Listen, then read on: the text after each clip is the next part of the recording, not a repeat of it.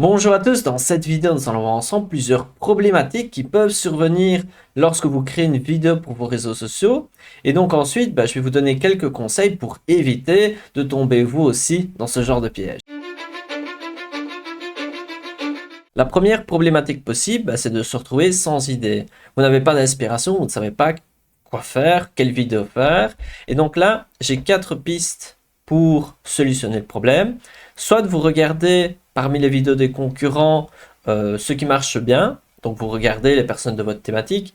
Imaginons si vous c'est le fitness, vous regardez d'autres personnes, peut-être des Anglais, peut-être des Américains, peut-être des personnes de notre pays ou même du même pays, et vous regardez ce qui marche et vous pouvez leur proposer à votre manière avec votre valeur ajoutée. Ensuite, une deuxième option, vous regardez les vidéos qui ont le mieux marché pour vous et vous refaites exactement, pratiquement la même vidéo, peut-être avec un format peut-être plus long, plus court, peut-être un point de vue différent, mais voilà, vous proposez quelque chose qui peut-être vous avez publié il y a 2 ans et qui avait très bien fonctionné. Une autre option, c'est de regarder les mots-clés que les personnes recherchent dans votre thématique. Imaginons moi c'est Canva. Je pourrais regarder qu'est-ce que les personnes recherchent sur Canva, par exemple CV Canva, et je pourrais faire une vidéo sur comment créer un CV avec Canva.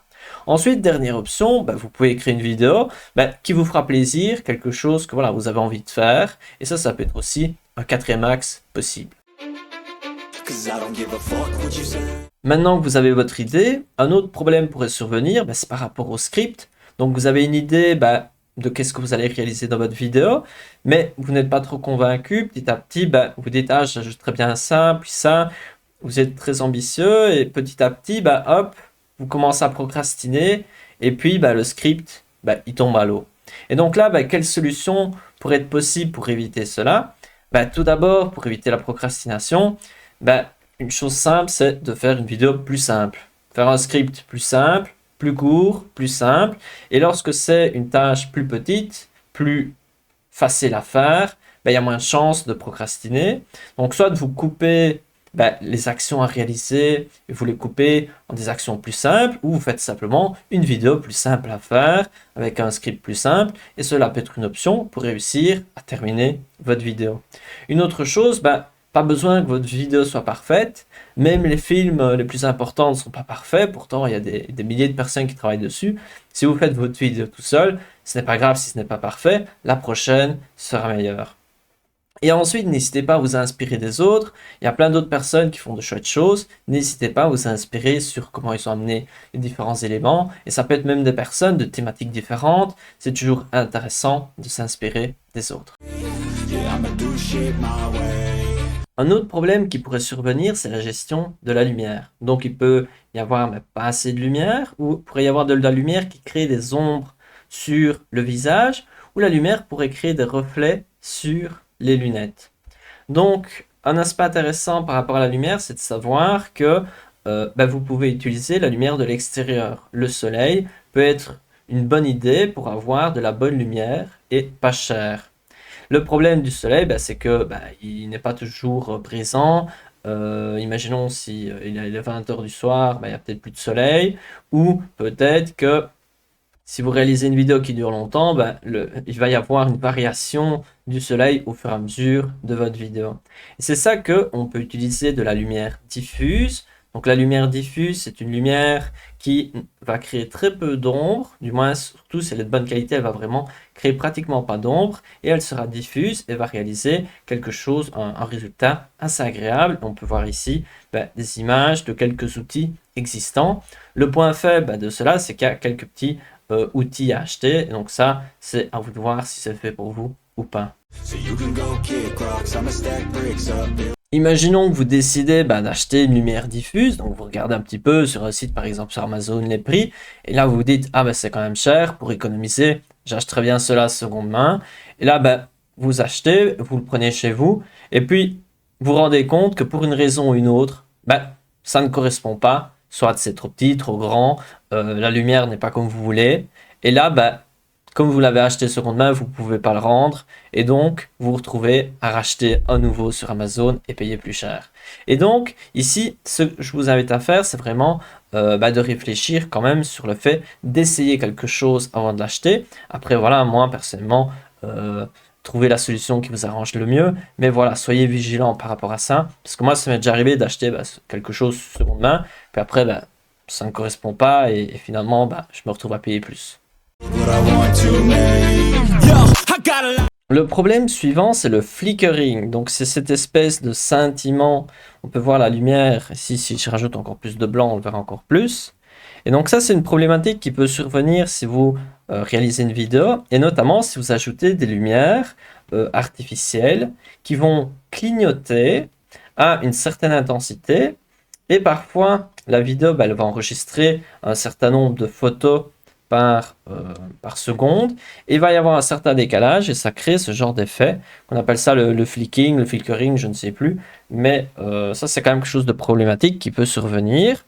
Et donc pour éviter cela, premièrement, si vous avez une meilleure caméra, par exemple, moi cette caméra-ci, elle coûte rien, et elle a ce genre de problème. Et donc, avoir un matériel de meilleure qualité empêche d'avoir ce problème, tant d'une lumière de meilleure qualité qu'une caméra de meilleure qualité. Et donc, si par exemple, imaginons, vous voulez jouer un petit peu sur les paramètres pour enlever ce problème, vous pouvez aller sur, moi dans ce cas-ci, je suis sur OBS, il y a une section propriétés, où on peut configurer la vidéo. Et si vous avez une caméra de bonne qualité, vous allez pouvoir modifier les paramètres. Moi ici, c'est une caméra qui ne vaut rien dans ce cas-ci. Et donc, je n'ai pas d'option pour modifier, notamment le nombre de photos par seconde. Parce que si vous passez à 50, ça peut résoudre a priori le problème. Et donc, ça, c'est une manière de résoudre le problème. Une autre manière, c'est d'utiliser quelque chose. Par exemple, mon téléphone. À l'intérieur de mon téléphone, il y a directement ce filtre pour empêcher ce problème. Et si vous avez une caméra d'une meilleure qualité, vous allez avoir aussi ce genre de système pour éviter d'avoir des problèmes comme on a vu ensemble juste avant. Ensuite, avec la couleur blanche, on peut voir que c'est bien pire. Que si j'enlève le blanc et je laisse juste noir, on peut voir que c'est pas si mauvais que ça. Donc ça, c'est un problème qui peut survenir, à savoir, et donc n'hésitez pas, avant d'acheter, d'essayer, de demander, pour ne pas avoir le genre de problème que j'ai pu rencontrer, et aussi plein d'autres personnes ont eu ce genre de problème avec la lumière. Et alors là, une autre problématique peut survenir, quel outil utiliser pour se filmer. Donc on pourrait utiliser par exemple un appareil photo. Une autre option, c'est une webcam si vous réalisez un contenu pertinent, ou peut-être un téléphone si vous avez quelque chose de relativement correct. Donc ça, je n'ai pas spécialement de conseils, mais voilà, j'ai deux petits points peut-être où cela pourrait vous aider. Premièrement, si vous avez un téléphone relativement correct, cela peut être peut-être un bon plan de le prendre, surtout qu'à l'intérieur du téléphone, il y a un micro qui peut être relativement bon, et donc vous pouvez presque tout réaliser avec votre téléphone. Il y a même pas mal d'outils de montage vidéo directement avec le téléphone, comme par exemple CapCut. Donc le téléphone peut être une bonne option. Après, en fonction de votre projet, vous avez peut-être besoin d'un outil ou d'un autre. Prenons moi j'ai besoin d'un outil qui permette d'être relié avec OBS. Donc c'est l'outil pour réaliser le montage vidéo en direct. Et les trois peuvent convenir, mais chacun apporte son lot de problématiques techniques, d'avantages, d'inconvénients. Et donc voilà, c'est à vous de tester par rapport à vos besoins. Voilà, moi je n'ai pas d'autre chose à dire par rapport à ça. Et comme problématique qui pourrait survenir, donc je parlais de relier par exemple l'appareil photo à OBS Studio que vous pouvez voir ici devant. Il y a parfois des outils qui permettent de le faire, comme dans ce cas-ci, la marque propose un logiciel pour relier les deux. Et donc là, on peut voir que ce logiciel, il est compatible seulement avec certains modèles, mais malheureusement, pas avec le mien. Et donc ça, c'est le genre de choses qui pourraient vous arriver aussi. Et donc, quand vous achetez un appareil, un outil, faites quand même attention qu'il soit compatible avec l'écosystème d'outils que vous utilisez, car voilà, cela peut arriver fréquemment que deux choses soient incompatibles. Et donc, voilà, soyez conscient que si vous achetez quelque chose, que cela fonctionnera bien avec l'écosystème des outils que vous allez utiliser pour votre montage vidéo. Un deuxième exemple d'incompatibilité, c'est la webcam que j'ai achetée récemment de marque Razer, et elle possède un programme qui va avec, qui permet de modifier tout un tas de paramètres. le problème, le programme ne correspond pas, ne fonctionne pas avec ma version de Windows. Il y a peut-être moyen de trouver des solutions et en creusant, il y a moyen de trouver. Mais en attendant, dès que vous utilisez du matériel, il peut y avoir des incompatibilités et être au courant que cela peut arriver, ben, ça permettra peut-être qu'un de vous va éviter ce genre de problème. Donc, petit conseil, parfois, il vaut mieux faire simple pour éviter tout un tas de problèmes qu'on n'imagine même pas qui pourraient arriver.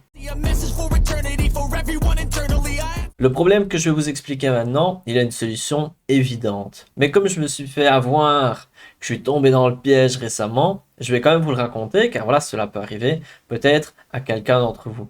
Donc moi, j'étais en train de faire un montage vidéo, donc j'ai créé mes vidéos, j'étais en train de faire le montage et j'ai passé quand même des heures sur cette vidéo qui était quand même bien longue. Et donc, je travaillais et j'étais en train d'utiliser CapCut. Et je m'étais dit, ah, ben, un peu pour test, un petit peu pour les fonctionnalités de CapCut, ben, je me suis dit, ah, ben, je mettrais bien CapCut Pro. Donc en gros, CapCut, un petit peu comme Canva, possède une version gratuite. Donc moi, j'étais sur l'ordinateur. Et il y a un moyen de passer à la version Pro. Et donc voilà, je me suis dit, pourquoi pas, je vais essayer. C'était pas trop cher, je me suis dit, bon, je vais quand même essayer. Et donc, j'ai réalisé toute la vidéo en utilisant les fonctionnalités Pro. Et j'ai passé des heures à faire tout cela. Et à la fin, bah, je me suis dit, bah, maintenant, pour télécharger, j'ai besoin bah, d'avoir cette version Pro. Je décide de payer pour avoir la version Pro et pouvoir télécharger ma vidéo finie. Et je me rends compte que bah, en Belgique, ou du moins où j'habite, on ne peut pas, bah, du moins la version Canva CapCut Pro n'est pas disponible. L'unique possibilité, c'est de l'avoir sur le téléphone et donc il y aurait moyen de transférer mon document créé sur l'ordi et le transférer sur le téléphone et avoir CapCut Pro sur le téléphone. Alors je me dis, je vais faire ce transfert, je commence le transfert et tout et j'essaye de télécharger CapCut sur mon téléphone, ça a été, mais ensuite de mettre la version Pro et je vois que CapCut Pro n'est pas disponible pour ma version téléphone. Bon, mon téléphone est peut-être un peu vieux, mais donc finalement, j'ai passé tout ce temps pour rien. J'ai dû recommencer sur un autre logiciel de montage. Et donc, morale de l'histoire, avant de faire passer des heures à faire un montage vidéo, il est important d'être sûr qu'à la fin, on va pouvoir exporter correctement. Donc, tant mettre juste 2-3 séquences, ensuite faire une exportation test pour être sûr que le résultat attendu sera bon, et alors seulement à ce moment-là, commencer vraiment à faire le montage plus avancé. Un autre problème qui pourrait vous arriver, surtout si vous avez deux micros, par exemple un micro principal plus un micro à l'intérieur de votre caméra, c'est de réaliser vos vidéos sans vous rendre compte que vos deux micros sont en train d'enregistrer en même temps et que dans la vidéo exportée, vous vous retrouvez avec un son qui n'est pas à la hauteur. Et donc là, faites vraiment attention à cela et faites une petite séquence test quand vous enregistrez et n'hésitez pas à regarder régulièrement si le micro a bien enregistré parce que parfois on enchaîne les vidéos et puis on se rend compte que peut-être entre la séquence 3 et 4 il y a eu un petit souci et ensuite toutes les séquences suivantes sont à jeter car le micro n'a pas enregistré ou sinon le micro a un bruitage particulier et donc ne peut pas être utilisé. Donc voilà, faites vraiment attention au micro, de vérifier qu'il marche bien et ensuite vérifier régulièrement que c'est bon pour éviter de réaliser des vidéos à vide. Un autre problème qui pourrait vous arriver, a priori ça ne vous arrivera jamais, ça arrive peut-être qu'à une personne sur un million, mais évidemment ça tombe sur moi, pourrait vous arriver si vous utilisez, imaginons, un green screen pour effacer l'arrière-plan. Donc un drap vert peut être intéressant pour placer à l'arrière-plan. Et ensuite, avec le montage vidéo, vous allez pouvoir détourer facilement votre silhouette ou autre chose. Et donc, le problème, c'est qu'en le rangeant, il peut y avoir un peu des plis. Et vous pouvez vous dire, je vais repasser un petit coup. Comme ça, ce sera plus plat, il n'y aura pas de plis. Et donc, là, j'ai deux conseils. Ne le faites pas repasser par moi, parce que sinon, ça risque de faire des œuvres d'art. On peut voir un petit peu qu'il y a moyen de détruire ça. Car voilà, c'est un tissu quand même assez sensible et faites quand même attention à ne pas le détruire. Et si vous commencez à repasser, repassez en démarrant d'un côté. Au moins, si vous détruisez vraiment le côté, a priori, vous allez quand même toujours pouvoir l'utiliser. L'avant-dernier problème concerne les interruptions pendant que vous êtes en train de vous filmer. Par exemple, cela peut venir du téléphone, quelqu'un vous appelle alors que vous êtes en train de vous filmer. Donc ça peut être quand même intéressant de mettre votre téléphone en silencieux. Mais une autre chose qui peut vous déranger, surtout si vous êtes en train de vous filmer comme moi ici sur mon ordinateur, vous pouvez mettre les notifications en silencieux, car sinon après il y a des pop-up qui arrivent un peu tout le temps et cela peut être vite dérangeant si j'ai des notifications, ce genre de choses. Pour terminer, lorsque l'on se filme, cela arrive souvent qu'on se trompe. Et donc on réessaye. Et puis après on se retrompe à nouveau. Mais voilà, cela fait partie du processus de faire tant des erreurs sur ce que l'on doit dire, perdre ce que je devais dire, je ne sais plus. Peut-être parfois je donne un féminin ou une offre, je ne sais plus. Et on se trompe. Et ensuite on recommence, on en fait une nouvelle vidéo.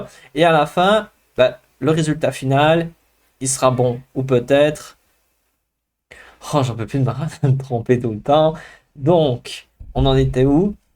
Donc, je disais que ça arrive souvent de se tromper. Les vidéos que l'on voit dans les films sur Netflix, ça n'a pas été réussi dès le premier essai. Il y a sûrement eu plein de problèmes techniques. Il y a sûrement eu plein de problèmes à tout niveau. Ils ont dû répéter des dizaines de fois, des centaines de fois. Donc, vous ne vous tracassez pas. Si vous faites quelques erreurs sur le matériel, quelques erreurs et vous devez réaliser plusieurs fois la même scène, voilà, ça fait partie du processus.